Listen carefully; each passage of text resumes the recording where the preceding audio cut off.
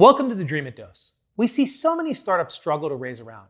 They think they're doing everything correctly when they pitch, but there's a subtle yet fundamental flaw. They're pitching, but not telling a compelling and believable story. A story that has a strong story arc with captivating, well-connected, and convincing beginning, middle, and end.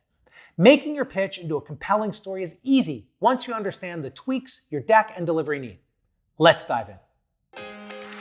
Dreamit Ventures has been investing in great early-stage startups for over a decade. The Dreamit Dose allows us to share best practices to help even more founders. Tell us about your great startup using the links below.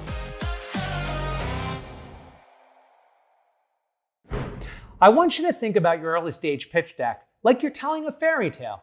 In the earliest stages, startup pitches have a lot in common with fairy tales. You know, they start with some form of once upon a time, and end with some version of, and they lived happily ever after, aka market domination, IPO, or being acquired. Now that you're thinking about your pitch like a story and fairy tale, here's the problem. The core components of most startup pitch decks do not flow and build like a true story. A fairy tale starts, builds, and flows across chapters. As you make your way through the chapters, the story develops and holds together.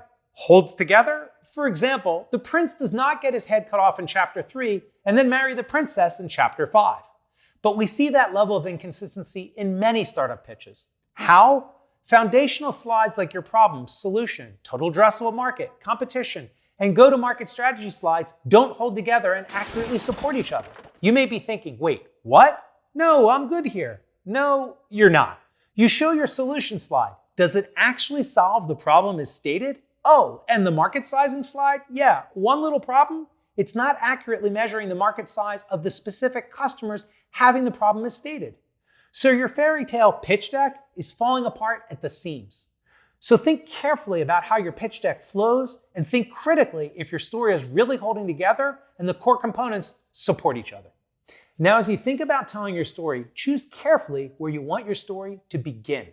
What's the objective of a great start to a story? You want investors to connect to you and your story as quickly as possible and start buying into it. Even if they don't personally experience the problem you address, you want to suck them into your world and have them relate and empathize with your users or customers. If you don't think the investors you're speaking with are capable of empathy, I'll tell you one thing they're capable of: understanding real traction, which is evidence that things are working. We'll talk later about how and when you can drip in traction. But for now, here are some thoughts on where you can start. Do you want to start your story with your backstory? Where did the idea come from? Was it a problem impacting you personally or someone you know? A short, concisely told backstory can be a compelling way to start. Do you want to start your story by lightly discussing traction? I want to tell you about our company and how we're so excited that in the first 12 months, organizations like Google, Amazon, and L'Oreal all signed on as early paying customers. Or do you think that the most compelling way to start your story is by talking about the characters in your play? Yep, I mean your team slide.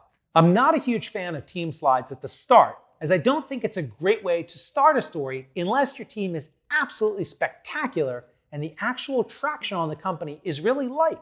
And the whole bet you want investors to make is on the team.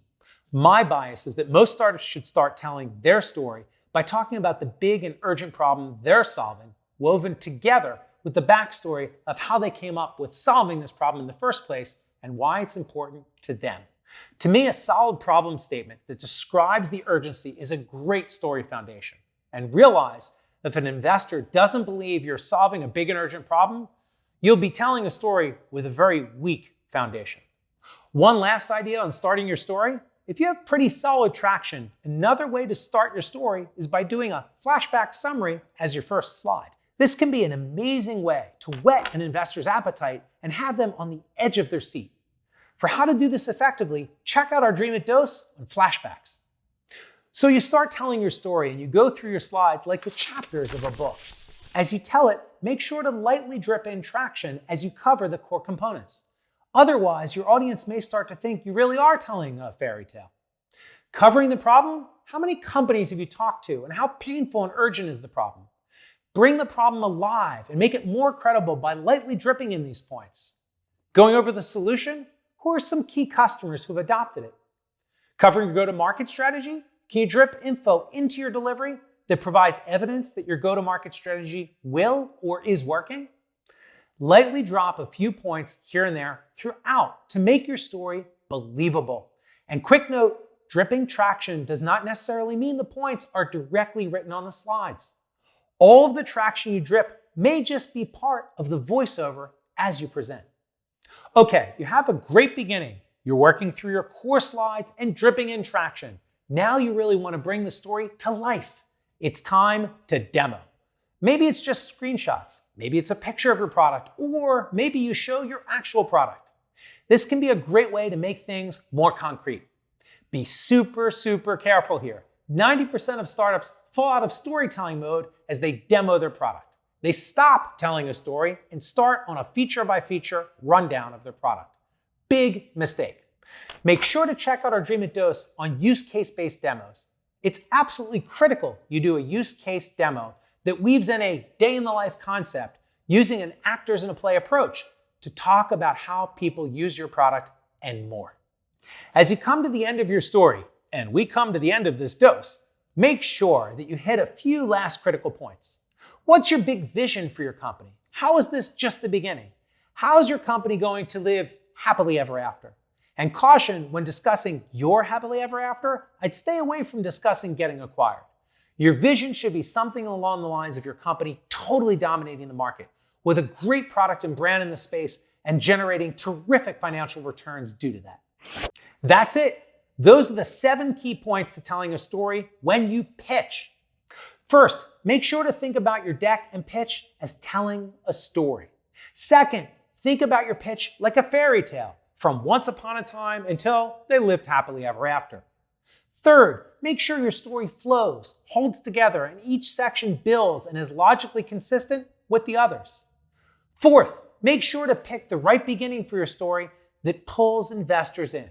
Fifth, drip in traction and evidence as you tell the story to keep it convincing. Sixth, layer in a use case demo to bring your story alive with a day-in-the-life approach for a user or customer. And finally, end on a crescendo. Talk about your vision and how you see your story ending. That's it. That's your Dreamit Dose in about 10 minutes. Please leave your questions in the comments section. If you found this video valuable, please like and subscribe. We have a lot more coming. To see all of our doses, go to dreamit.com/dose. See you next time. Didn't sleep much, but proper caffeination, 1 banana. This is a 1 banana tape. Those are the 7 Mr. Fancy Pants, can't even read the beginning sentence. To bring your story alive through the day-in-the-life approach for a user or customer. Finally, don't chew your words.